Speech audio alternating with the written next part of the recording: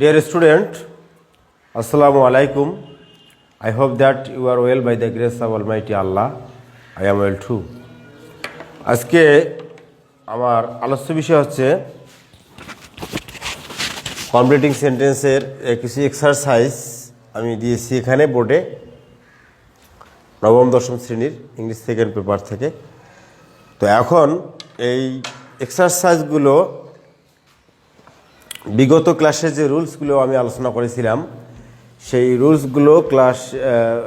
রুলসগুলোর আলোকেই কিন্তু এখন আমি এগুলো একটু কমপ্লিট করার চেষ্টা করব। আশা করি পুরো সময়টি তোমরা আমার সঙ্গেই থাকবে। প্রথমেই লক্ষ্য করো, একটি সেন্টেন্স বোর্ডে দিয়েছি যে দেয়ার গোস এ প্রভাব দ্যাট। এখানে এটার অর্থ হলো যে একটি প্রবাদ আছে বা একটি প্রবাদে বলা হয়ে থাকে কি প্রভাব হচ্ছে প্রবাদ বাক্যগুলো। যতগুলো প্রবাদ বাক্য রয়েছে এই প্রবাদ বাক্যগুলোকেই প্রভাব বলা হয় ইংরেজিতে। এই প্রবাদ বাক্যগুলো কিন্তু কোনো গ্রামাটিক্যাল রুলসকে ফলো করবে না। প্রবাদ বাক্যগুলো যেমনই আছে ঠিক তেমনই লিখতে হবে। তাহলে এখানে আমি কি করব, যে একটি প্রবাদ রয়েছে, যে কি প্রবাদ রয়েছে তা আমার জানা মতে যতগুলো প্রবাদ রয়েছে যে কোনো একটি প্রবাদ আমি দিতে পারি এখানে। যেমন হেলথ ইজ ওয়েলথ, স্বাস্থ্যই সম্পদ। আবার লিখতে পারি honesty is the best policy, এটা লিখতে পারি। আবার এই জাতীয় লিখতে পারি what is slotted can not be bloated. এ জাতীয় আরও অনেক প্রবাদ বাক্য রয়েছে। তো আমাদের কাছে যেগুলো কমন এবং পরিচিত হবে সেই প্রবাদ বাক্যগুলো আমরা দেওয়ার চেষ্টা করব। তাহলে আমি এখানে সংক্ষেপে লিখতে পারি হেলথ ইজ ওয়েলথ অথবা honesty is the best policy. আমি লিখলাম health is wealth. Health is wealth. Health is wealth এটি কিন্তু প্রবাদ বাক্য। তাহলে এই বাক্যটিতে কি ছিল? দেয়ার গোস এ প্রভাব দ্যাট। একটি প্রবাদে বলা হয়ে থাকে যে হেলথ ইজ ওয়েলথ, স্বাস্থ্যই সম্পদ। এরপরে লক্ষ্য করো দো হি ইজ পোর। এই দ্বিতীয় বাক্যটিতে লক্ষ্য করো দো শব্দটি দ্বারা বোঝানো হয় বিপরীত অর্থ, যদিও। এটার অর্থ হচ্ছে যদিও। তা যদিও এই দো শব্দটির একটি নিয়ম আছে যে দো যে বাক্যের মধ্যে থাকে, দো অল দো, ওই বাক্যের যে দুটি ক্লোজ থাকে সেই ক্লোজ দুটি অবশ্যই একটি অন্যটির বিপরীত হবে। তাহলে এখানে দো হি ইজ পোর, যদিও সে গরিব। তাহলে এখানে গরিব হলে কি হবে? গরিব হলে সাধারণত যেটা হয় যে ক্ষুধার্ত থাকে এবং প্রয়োজনের তাগিদে সে কিন্তু অসৎ পথ অবলম্বন করতে পারে, আশঙ্কাটা বেশি থাকে। কিন্তু এখানে সে অসৎ হয়নি, দরিদ্র হওয়া সত্ত্বেও, গরিব হওয়া সত্ত্বেও হি ইজ অনেস্ট। তাহলে দো he is poor he is honest, এটি একটি বিপরীত ধরনের বাক্য। তাহলে পরের বাক্যে আমরা আসি। পরের বাক্যটি লক্ষ্য করো যে those who dash cannot shine in light. এই যে এই বাক্যটির একটি বিষয়ে খেয়াল করো, এই যে দস এবং হু কিন্তু এখানে একটি রিলেটিভ প্রোনাউন। কেন? যে হু যদি কোনো সাবজেক্টকে নির্দেশ করে, হু যাকে নির্দেশ করে সে হচ্ছে একটি অ্যান্টিসিডেন্ট। তাহলে এই হু কিন্তু নির্দেশ করছে দশকে নির্দেশ করার কারণে এখানে হুটি হচ্ছে একটি রিলেটিভ প্রোনাউন। এই হু দ্বারা কিন্তু দোষকে বোঝানো হয়েছে। তাহলে এখানে যদি হু বাক্যে না থাকতো তাহলে লিখতাম, কি লিখতাম, 10 দিয়ে আমরা একটা বাক্য কমপ্লিট করতাম।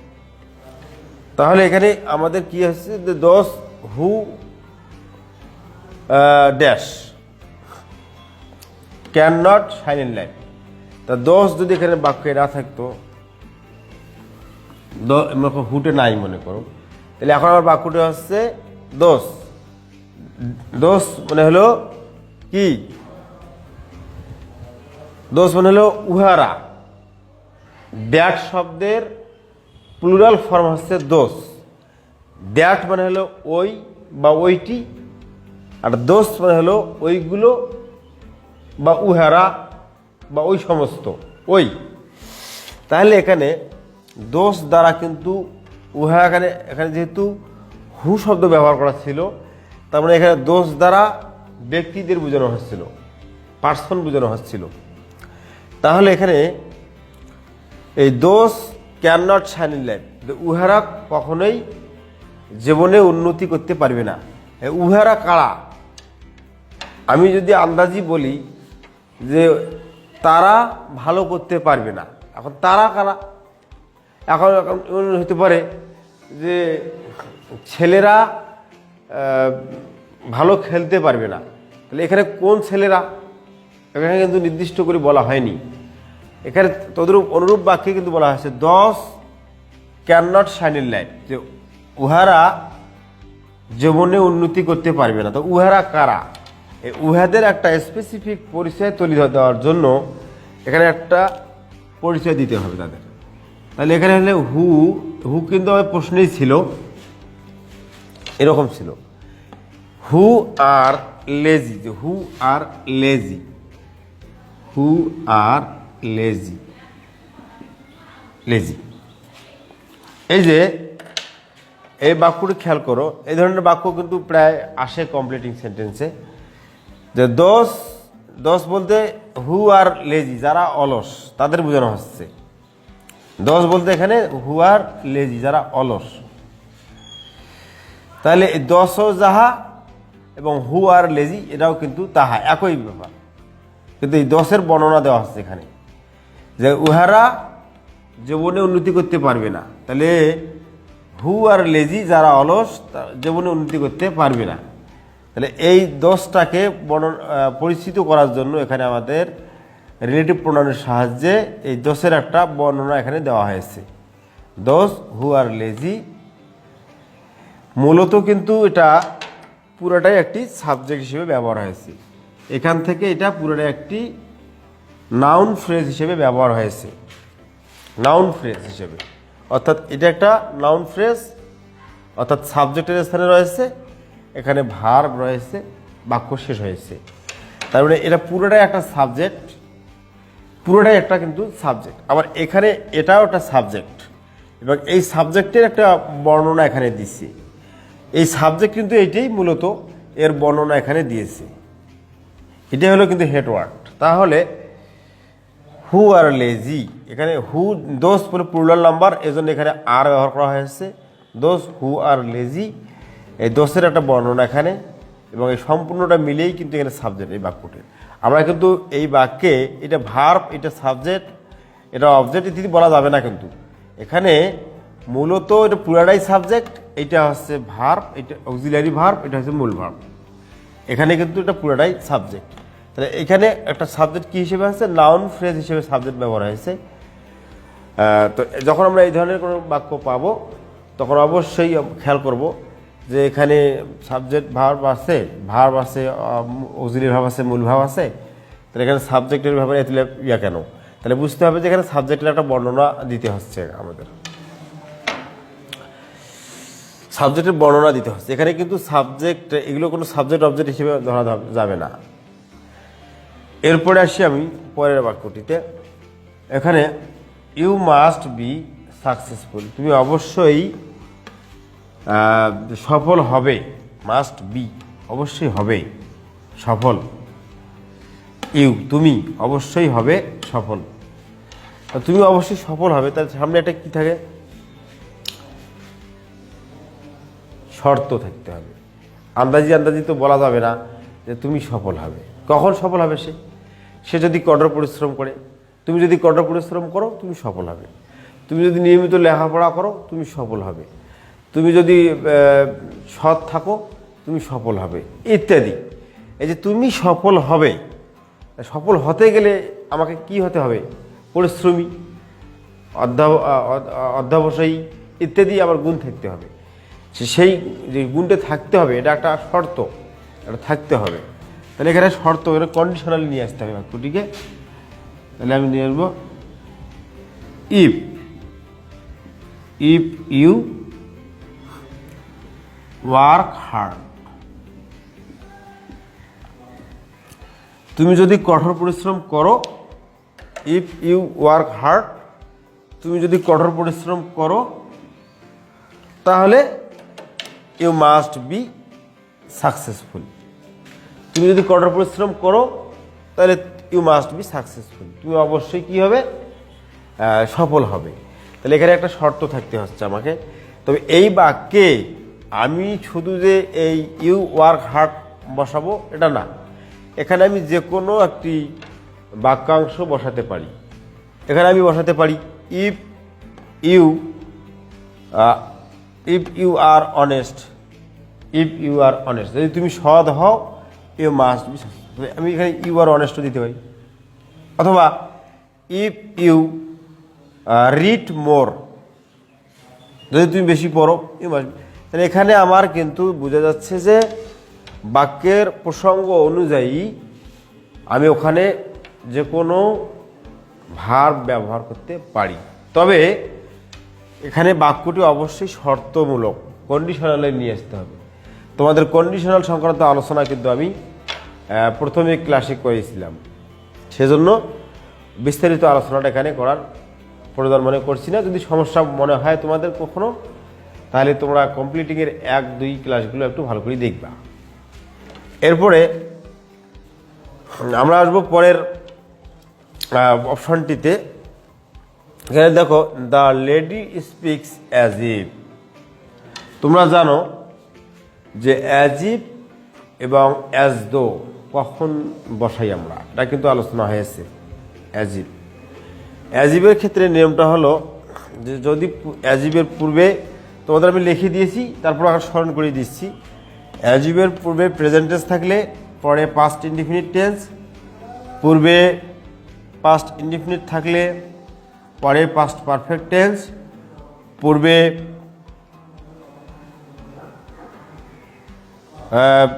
যদি পাস্ট টেন্স থাক অথবা প্রেজেন্ট টেন্স থাক, আমরা কিন্তু সবসময় বি ভার্বটি ওয়ার বসাতে পারি। তাহলে এখানে আমি যে কোনোভাবে কমপ্লিট করতে পারবো। এখানে আমার পাস্ট টেন্সে হবে আবার, অথবা বি ভার্ব ওয়ার বসেও হবে। তা the lady speak as if she new everything. এখানে কিন্তু উত্তরটা হলো অ্যাজ ইফ অ্যাজ দো থাকলে আমাদের এপাশে আছে প্রেজেন্ট টেন্স, ওপাশে হয়ে গেল পাস্ট ইনডিফিনিট টেন্স। যদি এপাশে পাস্ট ইনডিফিনিট থাকতো ওপাশে পাস্ট পারফেক্ট টেন্স আমরা দিতাম। অ্যাজ ইফ এর অ্যাজ দো যখন আমরা রুলস আলোচনা করেছিলাম ওখানে কিন্তু এটা বিস্তারিত আলোচনা করা হয়েছিল। এখন আমরা এখানে এক্সারসাইজে শুধুমাত্র সেই রুলসগুলোকে ফলো করেই কিন্তু আমরা বাক্যকে কমপ্লিট করতেছি এখানে। নেক্সট আমি পড়ে আসি, নেক্সট সেন্টেন্সটা। Look at the boat, walk slowly lest, ধীরে ধীরে হাঁটো, ধীরে ধীরে হাঁটো। নসেত, লেস্ট অর্থ হলো নসেত বা নথুবা। তাহলে নতুবা কি হবে? ধীরে ধীরে হাঁটতে বলছি, নাহলে কি হবে? ধীরে ধীরে যদি না হাঁটে তাহলে কি হবে? কি হতে পারে? ধীরে ধীরে না হাঁটলে তাহলে সে পড়ে যেতে পারে। তাহলে you should fall down, you should fall down, তুমি পড়ে যাবে। এখানে খেয়াল করো বিষয়টা, যে এই যে শুড ব্যবহার করেছি এখানে মূল বিষয়টা কিন্তু শুডের, যে এখানে যদি লেস্টযুক্ত বাক্য আমরা পাই, তাহলে লেস্টের পরে যে সাবজেক্টটি বসাবো তারপরে শুড বসাতে হয়। এটা নিয়ে আমিও গত ক্লাসগুলোতে আলোচনা করেছি। তো আবারও আজকে তোমাদের স্মরণ করে দিলাম যে লিস্টের পরে যে সাবজেক্ট থাকে তার সাথে অবশ্যই শুড ব্যবহার করতে হবে। তাহলে ধীরে ধীরে হাঁটো, নাহলে তুমি পড়ে যাবে, নতুবা তুমি পড়ে যাবে। এরপরে আমরা আসি, he reads more so that, সে বেশি বেশি পড়ে যেন। বেশি কেন পড়ে? যেন। এই সো দ্যাটের নিয়মটি তোমাদের মনে আছে নিশ্চয়ই, সাবজেক্টের পরে ক্যান বা কুড বসাতে হয়। So that he can pass, he can pass. তাহলে দেখো যে যদি এখানে সো দ্যাট যুক্ত কোনো বাক্য আমরা পাই, তাহলে সেক্ষেত্রে কিন্তু আমাদের যে সো দ্যাটের পর যে সাবজেক্টটি থাকে তারপরে ক্যান অথবা কুড নিতে হয়। তো এখানে আমাদের প্রেজেন্টেজ আছে, এই জন্য আমরা নিচ্ছি ক্যান। এখানে যদি পাস্ট টেন্স থাকতো তাহলে আমরা এখানে নিতাম কুড। সো দ্যাট থাকলে কিন্তু সাবজেক্টের পরে ক্যান বা কুড নিতে হয়। আশা করি তোমরা এটা বুঝতে পেরেছো। সো দ্যাটের নিয়মটি তোমরা, যদি কোনো বাক্যে সো দ্যাট থাকে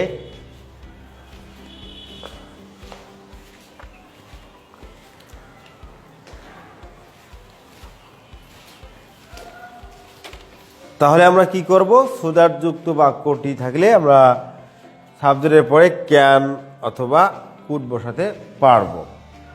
তো আশা করি তোমরা, আমি যে বিগত ক্লাসে তোমাদের রুলসগুলো আলোচনা করেছিলাম সেই রুলসগুলোর আলোকে তোমরা এটা করতে পেরেছো। তো আমি তোমাদের হোমওয়ার্ক হিসেবে কয়েকটি সেন্টেন্স দেব, তোমরা বাসায় এগুলো অবশ্যই একটু করবে।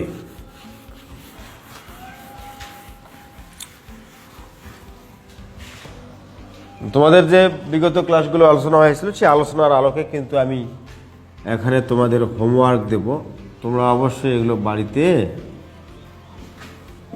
করবে। লিখি নাও। নাম্বার 1, অ্যাজ হি ওয়াজ ইল। তারপরে হচ্ছে number 2, he cannot buy a car though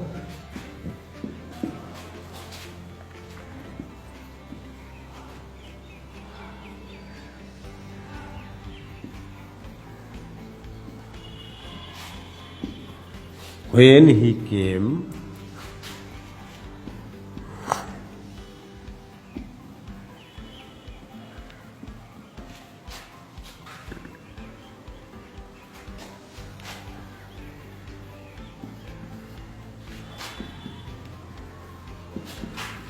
he is so lazy that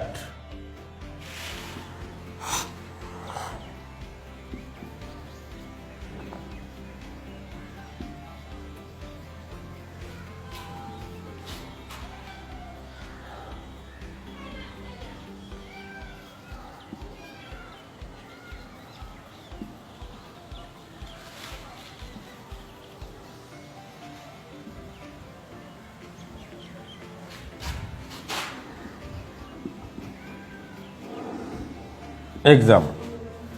The boy who dash can get good marks in exam. Dear student, look at the board. I have written 5 sentences on the board for your homework. এখানে আমি 5টি sentence তোমাদেরকে incomplete sentence 5টি দিয়েছি। এই incomplete sentence 5টি তোমরা কি করবা? বিগত ক্লাসে তোমাদের যে আমি রুলসগুলো আলোচনা করেছিলাম সেই রুলসগুলোর আলোকে তোমরা অবশ্যই এই সেন্টেন্স 5টি বাসায় খাতায় বসে বসে এগুলো উত্তর লিখবা এবং উত্তর লিখে অবশ্যই আমাকে কমেন্টস বক্সে পাঠিয়ে দিবে। আমি ওখানে তোমাদের এই সঠিক উত্তরটি যাচাই করতে পারবো। এছাড়াও যদি কোনো তোমাদের সমস্যা থাকে, কোনো প্রশ্ন থাকে, তোমরা অবশ্যই আমার কমেন্ট বক্সে লিখে দিবে। আমি ওখানে উত্তর দেওয়ার চেষ্টা করব। আর আমার এই ক্লাসটি যদি ভালো লাগে থাকে তাহলে তোমরা বেশি বেশি লাইক, কমেন্ট এবং শেয়ার করবে, আর অন্যকে দেখার জন্য উৎসাহিত করবে। আর এতক্ষণ আমার সাথে থাকার জন্য তোমাদেরকে ধন্যবাদ। তোমাদের সুস্বাস্থ্য কামনা করে আজকে